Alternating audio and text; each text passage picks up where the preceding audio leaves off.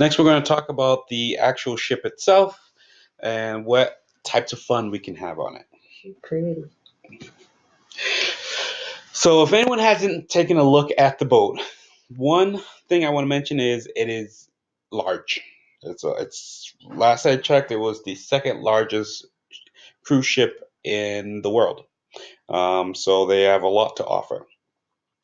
So all these things are included with the cruise. So if you want to go surfing, you can try the Flow Rider. Um, I don't see myself doing that. I've got good balance, but I don't see that ending well for me. You can also try zip line, which I will definitely do over and over and over again. It goes the full length of the ship, and it's from what I've heard a lot of fun. You got rock climbing, which I like to do. I'll have to do early on because I'm sure I'll be tired by the end of the cruise. And then there's ice skating, which if no one's ice skated before, I find it to be a lot of fun. So I'm willing to teach anyone that wants to go ahead and learn how to skate. And then there are plenty others. These are just the four main things I pulled up. In addition to those events, you've got mini golf, there's basketball court, there's a arcade, which I mentioned before, and as well as a carousel on the boat. They made it basically a floating city if they can help it. And from what I've seen on the deck plans, they've done a very good job of accomplishing that. Now, general information I want to mention, and I feel as though I almost should start at the bottom first, but I'll go from top to bottom. Dining time is at 5:15 p.m. every night.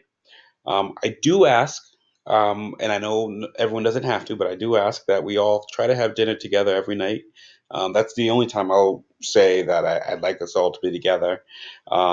Throughout the day, you can do whatever you want, but it'd be nice for us to have dinner every night and talk about our day and maybe plan for the evening as well. We'll have either one big table that can accommodate all of us or like two tables right next to each other because all of our rooms are linked. So you get an assigned seat for dining. So on your card, it'll say your table number. So, we're all seated together. So, There will be two formal dining nights, and I highly suggest you dress to impress. Every cruise we've been on, there are people in ball gowns. it's like you get to go to the prom again. Yeah, Yeah. yeah. The main reason why I've got Beyonce and Jay Z up there because that's some people will be wearing full suits and there'll be a tux or two. Not saying it has to be done every night, but that people do dress well. You can't be overdressed. So let's just say that. Um, on our cruises, Jarrell, Cindy, and I, we've always um, had a Hawaiian night. It's not something anyone has to do. We get it, but it's something we will do. So if you want to participate, feel free to bring a Hawaiian print outfit. And this is not one of the formal nights. No, This is just one of the other nights. this is just something we do. It's a crazy Cindy thing.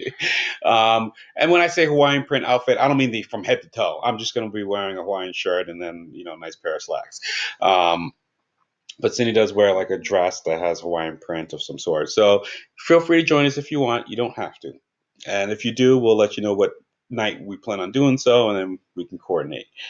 We will be taking a picture, hopefully, for both formal nights, as well as we will be taking a Hawaiian night picture as well. There are plenty of pictures to purchase on the cruise, so if you like pictures, you should do it. They take pictures of you like everywhere, and then you can go and look at them. So one of the formal nights, we're going to try and get a group picture of all of us together, all dressed up, so that we have that. Second, your room steward is your friend. Try to learn his or her name, build a relationship. They can help you get whatever you need on the boat. So if you find something's not to your standards or to your liking, all you gotta do is mention it to them, and likely that problem will be resolved that day. By the end of the day, you'll have whatever you need. Also, you should and actually have to tip your room steward at the end of the trip. There will be a charge on your account at the end of the trip. You can remove it and pay whatever you choose to. But I just want everyone to know that these guys work very hard. Sometimes 16-hour days, and they do multiple jobs. You may find that the person that's cleaning the hallway is also the bartender on the ship, who also is the waiter in the dining hall. Like, they do multiple jobs on the ship.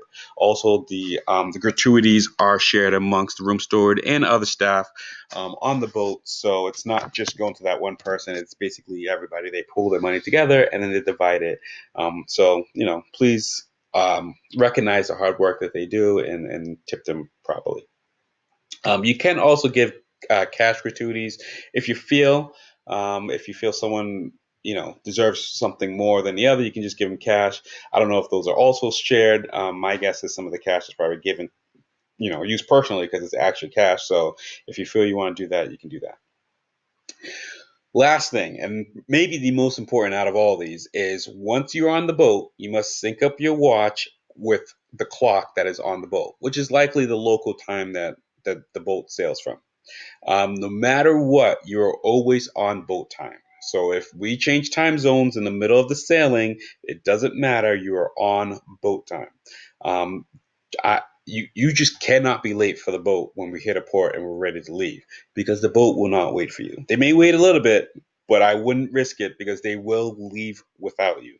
So I'm stressing, and I stress this during the party, there's no Haitian time allowed anywhere when it comes to leaving a port, because we will be leaving with less Haitians. I can tell you that right now. And then it's on you to fly yourself to the next port to catch the boat, or to fly yourself home and miss the cruise. Like, they don't pay for that. You're on your own. So just keep that in mind. Like follow the clock and know what time you've gone off the boat and what time you need to be back. Last thing we want to mention is we would love to create some sort of family T-shirt.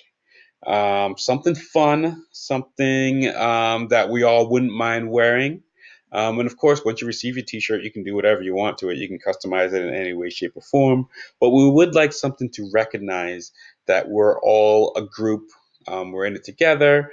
And a lot of times there's some sort of group T-shirt contest type of thing. On like the first day. On the usually. first day, yeah, when you first get on. So if we can think of ideas and see what we can do to put something together. Something fun. As you can see, the middle one says, "Warning, I bought the drink package." It's kind of a playful way to say, hey, I'm probably having a really good time and loose. Not that I think that's probably appropriate for this cruise. No, definitely not, especially with the kids, but just something to think about. So if anyone has any ideas, feel free to post them to the group if you want. We can all kind of talk about it, and we'll all vote on one, and then we'll take care of printing and purchasing and so on and so forth, and everyone can pay us after. With that said, are there any questions? If there are any questions, go ahead and post them to the group. Unfortunately, because of time restrictions, I had to break this presentation into 3 parts. So there will be 3 parts posted to the group.